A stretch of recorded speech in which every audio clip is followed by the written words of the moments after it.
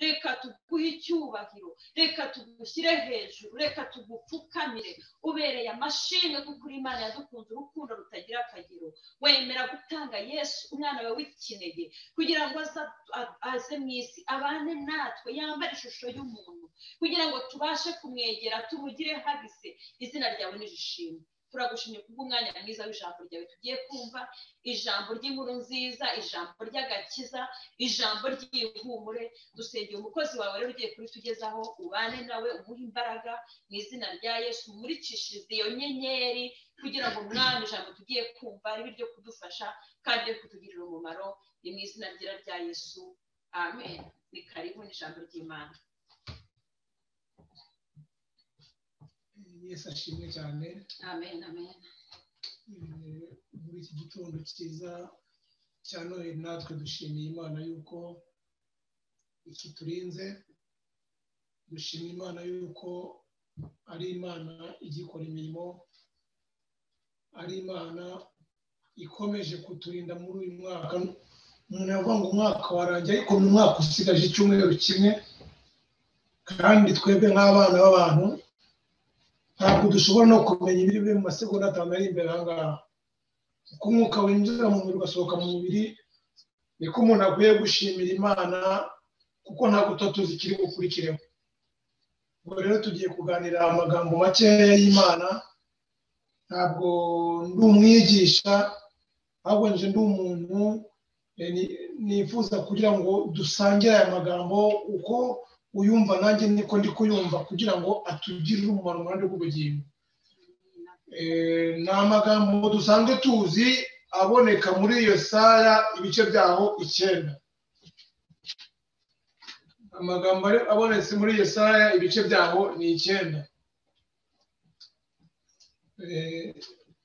Reka nsabye leta asome kuri Bibiliya mfite n'Ikinyarwanda cya vuba aha ngaha, numva ndyoherwa n'Ikinyarwanda cya kera, kuva ku murongo wa mbere kugera ku murongo wa 6.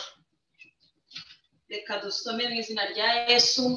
Yesaya igice cya 9 kuva ku murongo wa mbere kugeza ku murongo wa 6 haranditswe ngo umutwe w'amagambo uravuga ngo ibihanura umwami uzavuka ari umukiza n'umwami.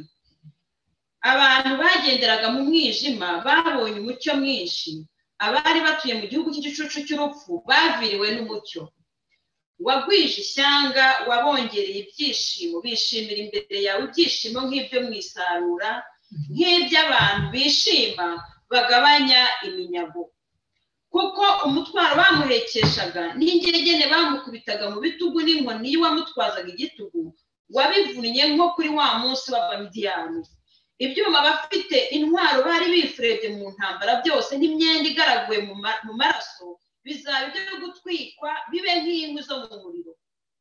Murongo wa 5, nuko duhawe umwana, nuko umwana yatuvukiye, duhawe umwana w'umuhungu, ubutware buzaba ku bitugu bye, azitwa igitangaza, umujyanama, Imana ikomeye, data wa twese uhoraho, umwami w'amahoro.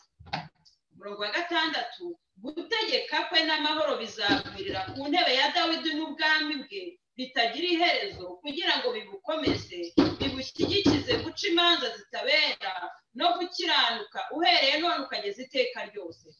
Ibyo ngibyo Uwiteka Nyiringabo azabisohoresha umwete we. Amen. Amen. Bene data turi kumwe muri uyu murongo, je parle également à ma famille, oui, et l'enfant nous aînés. Ibi bintu byahanuwe n'umuhanuzi Yesaya, yabihanuye ugereranyije abateolojiye n'abanyamateka basobanura yuko Yesaya yatangiye guhanura bene aya magambo haburaga imyaka igera nko kuri 700 ngo Yesu avukire mu isi.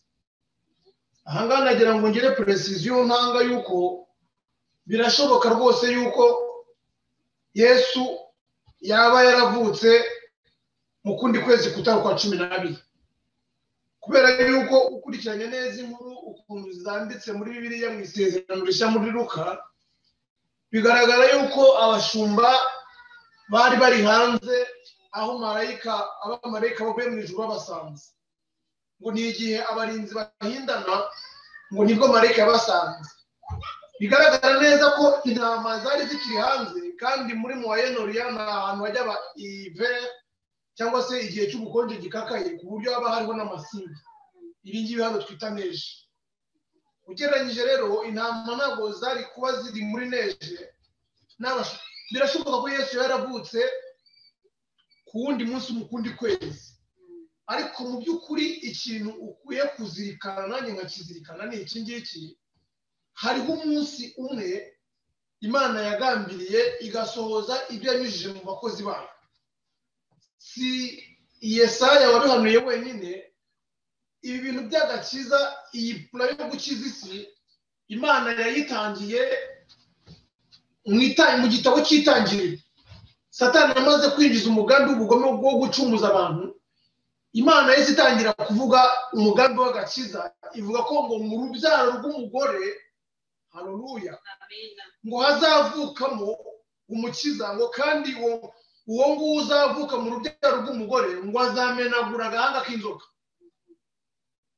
Aho ngaho ni ahantu Imana yashaka guca akarongo ivuga yuko hariho iyindi plan.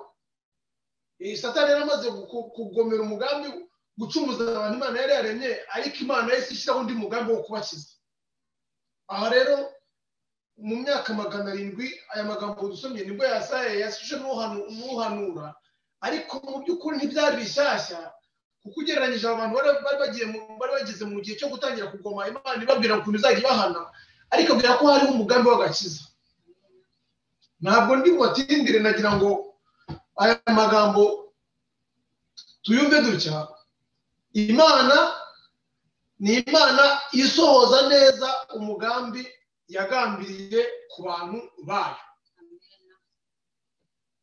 Nushake ntubifata ukundi, Noheli ngo ibe iyo kurya, ngo ibe iyo kunywa, ibe iyo kwishima mu ruhande rw'umubiri, ariko nifuza yuko yaba umunsi mwiza wo kuzirikana ngo Imana yacu ni Imana isohoza amasezerano.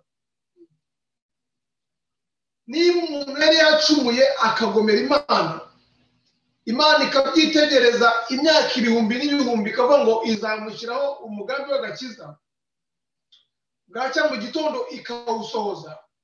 Icyo ni cyo kintu dukwiye kuzirikana ku munsi nk'uyu nguyu kurenza ibindi byose. Twasomye hari umurongo abantu benshi bamenyereye wa 5 uvuga ngo umwana w'umuhungu yatuvukiye, ngo twaha umwana w'umuhungu. Ariko nagira ngo mbabwire yuko Yesaya atangira kubihanura, nta nubwo abamutegaga amatwi bari bazi yuko agiye kuvuga umwana w'umuhungu wavutse, ahubwo yatangiye yivugira amagambo meza aryoshye, meza cyane, avuga ngo abantu bagenderaga mu mwijima ngo baviriwe n'umucyo mwinshi. Amen. Ngo abantu bari mu mwijima bigunze ngo babonye umucyo mwinshi, ngo abari mu gihugu cyugarijwe n'urupfu ngo urumuri rwarabatambukiye. Amen. Iryo ni ijambo ry'ihumure. Umuntu wese ugenda mu mwijima, umwijima mvuga ntabwo ari nguwa nijoro, ko ari uwa nijoro twamenya kuwurwanya.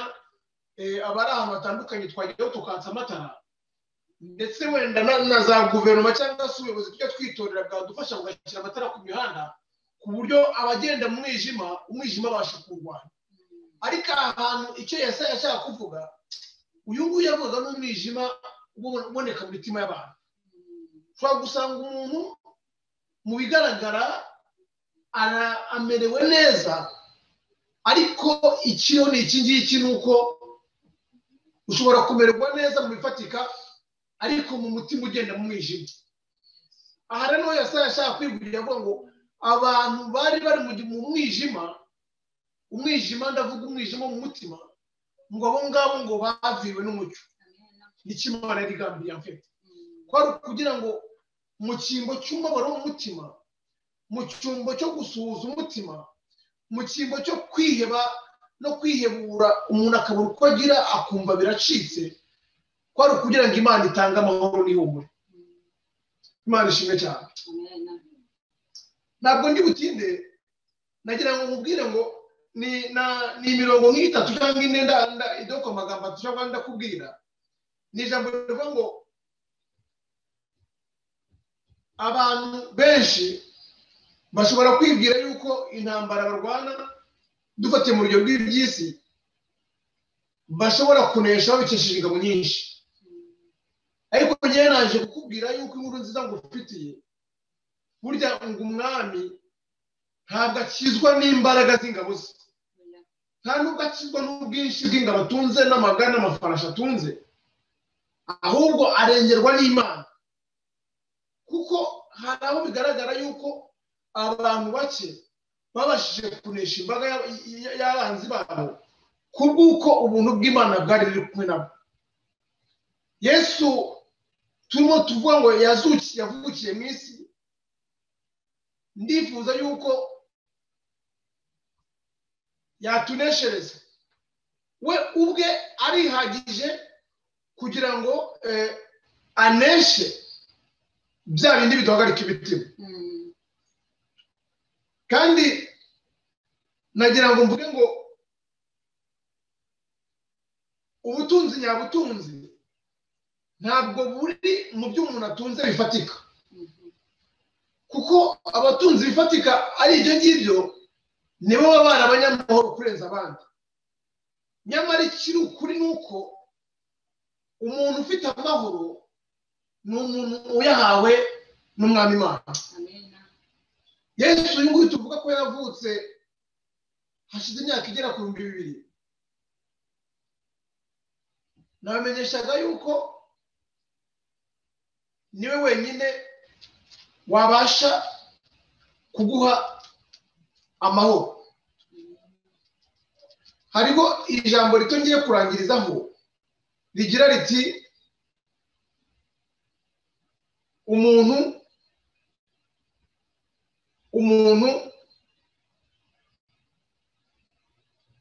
usuzugura cyangwa se tuvuge urugero rumwe ruvuga ngo umuntu urwaye indwara ikomeye bakamurangira umuti agasanga uwo muti urahendutse, rimwe na rimwe ashobora kwanga kumuvuga ngo uyu muti ubwo uhendutse ushobora kuba utavura. Ari nabyo byinshi abantu barimo bahinyura muri iyi minsi ya none. Ibi bintu by'umugambi w'agakiza k'Imana no gucungura isi birahendutse kuri twebwe ku buryo rimwe na rimwe abantu babihinyura. Nyamara iyo uza kuba ari umuti uhenze, hari abantu bavuga ngo ubwo umuti uhenze ukajya muri farumasi, ubwo wenda ndabwira bene data bari mu Rwanda cyangwa se abandi bantu, wagerayo ugasanga wenda umuti muganga yakwandikiye n'umuti ukosha, niko bavuga mu Kinyarwanda cyiza ngo ni umuti uhenze, utangira kumva ko kubera ko uhenze ahari uri ukuvura. Nyamara sibyo, hari abanywa umuti uhenze bikanga bakagenda, ariko hari n'abagirirwa ubuntu bakemera umuti barangiwe na muganga kandi basanze uhendutse, bawunywa bagakira. Girira icyizere muganga wakwandikiye umuti, uwufatire kuko ari muganga wakwandikiye, hanyuma uwe uko bigomba, nawe uzabona gukira. Umuti Imana ikurangiye ni umuti w'ubuntu kandi udahenze. Wiwusuzugura winawuhinyura, kuko abasiyantifike abantu b'abanyabwenge baravuga ngo kirazira ubundi guhinyura cyangwa se kugaya cyangwa se kujya impaka cy'ibintu utazi cyangwa se utagerageje. Ndakwinginze nanjye ubwo mutima wanjye ni umukoro nihaye mu gihe cya none, ndimo ndashaka kongera kugerageza gucukura nkegera hirya kugira ngo menye umugambi uhishe mu kwakira Yesu. Si uko maze gufata neza ibyasezeranijwe, ariko ndimo narwana negera imbere kugira ngo menyeho nanone gatoya.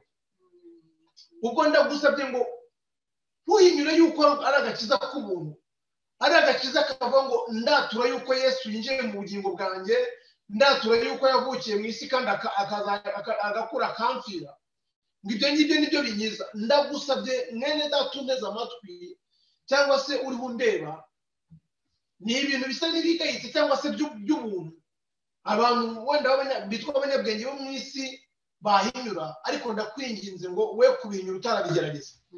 Bigerageze gatoya, wenda uzabihinyure ku nyuma wabanje kubigerageza.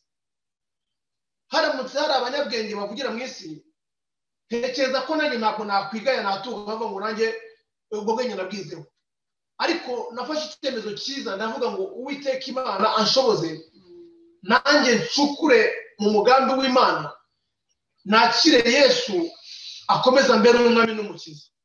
Nawe nibyo mwingingiye ngo wihinyure ibintu utazi. Nakunze kuvuga nti ndamutse ndi umucuruzi ngacuruza ibirayi bigahomba, wenda nagerageza ngacuruza isukari yahomba ngacuruza wenda ibijumba, ariko byose bimutse byanze navuga ntibireka mbireke nigire kwihingira kuko uwo murimo wabugayitse w'ubucuruzi nawe ntawe ushoboye. Niba umuntu amaze imyaka 25 haramaze 50 haramaze 70 hari n'abamaze iminsi 3 batangiye kuvuga ngo bagiye muri iyo nzira bakaba batarabivamo, mwene data mubihinyure nuko hari ikintu kigaragara kindi basanzemo gitumye imitima yayo bafatiramo. Imana yo mu ijuru rero ibaha umugisha. Iyi sabukuru yo kuvuka kwa Kristo mu isi niba itarabaye n'uyu munsi, ariko ndakwinginze ngo ntubihinyure, ahubwo se nutekereza ko igihe kimwe Imana yasohoje umugambi w'agakiza mu isi igatanga umwana wayo akavukira mu isi kugira ngo asohoze umugambi w'agakiza. Akira mwene data, akira Yesu wavukiye mu isi, mugendane kandi aguhereza agakiza, aguhereza amahoro mu mutima, yaguhereza ya mahoro isi y'Imana, yaguhereza bya byishimo isi itagoye n'umunsi wa rimwe nubwo rufite byose bikwiriye kugira ngo unezerwe. Nuko Imana niduhana umugisha mu izina ryiza rya Yesu Kristo, amen. Reka dusenge twinginge Imana. Ntabwo ndi umuhanuzi waje kukubwira ngo nkuzane isezerano ntazasohoza, nta nubwo naje kugusezerana cyangwa se nkubwire cya gitangaza ntazagukorera. Icyakora ikintu kimwe cyonyine mbashije kukubwira nizeye nuko umuntu wese wagendanye n'Imana, Imana itamutengushye.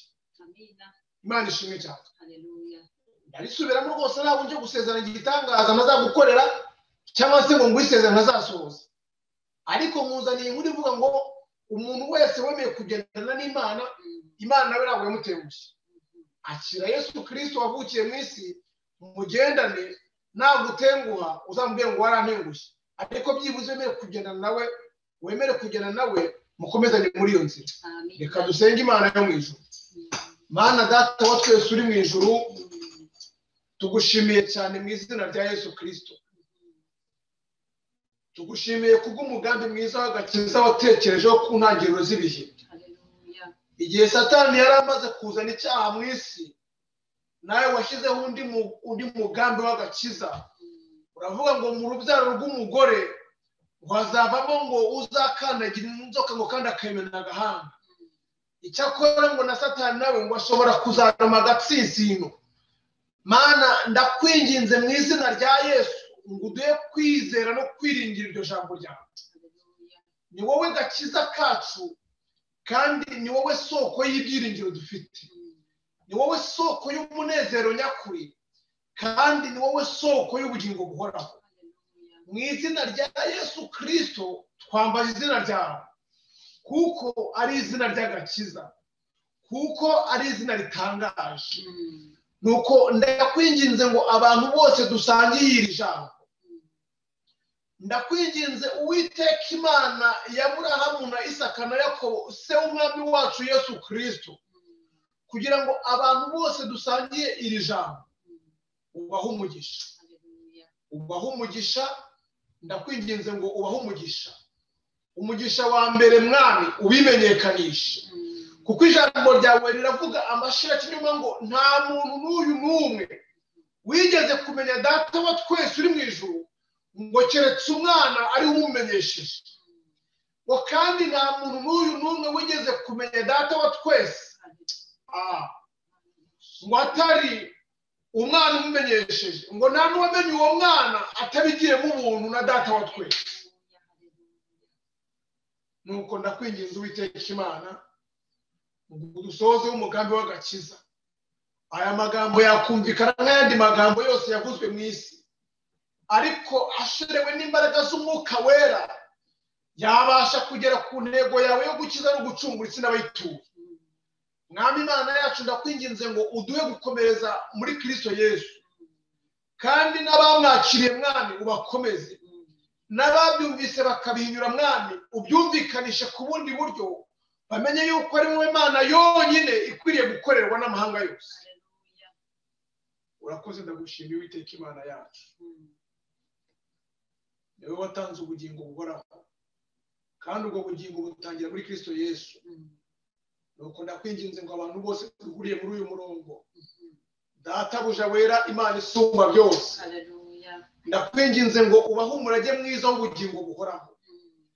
Mana, igihe cya none abantu barafata amasengesho y'ibihe birebire, bakiyiriza bagusaba de bonnes conditions et de bonnes situations mondaines, bakavuga ngo Uwiteka Imana utange imirimo, bakavuga ngo Uwiteka Imana utange imibereho, bakavuga ngo Uwiteka Imana utange ibyambarwa, bakarenga bakavuga ngo wubake ingo. Ariko Uwiteka Imana, ijambo ryawe ryamishuriye yuko umuntu wese ngo uzakwakira akakubaha agashakisha kukumenya agashyira ubwami bwawe imbere, ngibyo byose mwana ngo uzabimuhamo impano. Nuko uduhe gushimikira kugushaka no kugushakisha mwami, mu mpera z'uyu mwaka uduhe guhindura icyerekezo, uduhe kuguhangaho amaso mwami. Mana, ndakwinginze ngo uduhe kuguhangaho amaso, uduhe imbaraga zo kunesha ibyaha n'ibisa nabyo mwami. Mana, uduhe imbaraga zo kukwegera Kristo mwami w'abantu, uduhe imbaraga zo kukwegera Kristo mwami w'abantu. Uduhe imbaraga zo kukwegera Kristo mwami w'abantu, kugira ngo tuzarage ubugingo buhoraho. Isi irashira no kwifuza kwayo mwami, isi igeze mu gihe kiyikomereye mwami, nta mahoro ari mu isi, indwara n'ibigeragezo byaradutse, ariko ibyo byose bigaragaza ko hari intangiriro zo kuramutwa. Ndakwinginze ngo uduhe kukwikomezaho no komatana nawe mwami, uturinde kuyobera iburyo n'ibumoso mwami, uduhe gukomeza no kurombereza mu nzira yerekeza mu gihugu cyo mu ijuru. Data urakoze, ndagushimiye kuko uri Imana yumva gusenga, ndagushimiye kuko uri Imana itazadukoza isoni, ndagushimiye kuko uri Imana itazadukoza isoni, ndagushimiye kuko uri Imana izaturwanirira, ndagushimiye Uwiteka Imana Nyiringabo kuko uri Imana izabana natwe mwami, kandi kuko uri Imana izabana n'ubwoko bwawe bakwiringira ntibazakugwa n'isoni. Data nushimwe kandi uhabwe icyubahiro, icyo gikomeze kuba icyawe Databuja wera. Mu minsi nk'iyi mwami yitwa iminsi mikunda kwinginze ngo utange amahoro, urinde abantu mwami isindwe, urinde abantu mwami umunezero wabibagiza yuko bakwiye gukurikira wowe wenyine. Mana, uturinde rwose uburyo bwose, kugira ngo mu gihe cya none uduhe guhinduka, uduhe kukubaha no kukubahisha. Mana, tukubahe mu byo dutunze, Mana, tukubahe mu bitekerezo byacu, Mana, tukubahe mu ngeso zacu, Mana, tukubahe ku gitoya no ku kinini mwami, imbere y'aboroheje n'abakomeye mwami uduhe kukubaha, kuko uri Uwiteka Imana ishobora byose. Ngacyo gikomeze kuba icyawe, senze ntunizeye mu izina rya Yesu Kristo. Amen. Haleluya, haleluya. Yesu ashimwe cyane. Ni ukuri iri jambo rirakomeye, ritubwiye ku mpano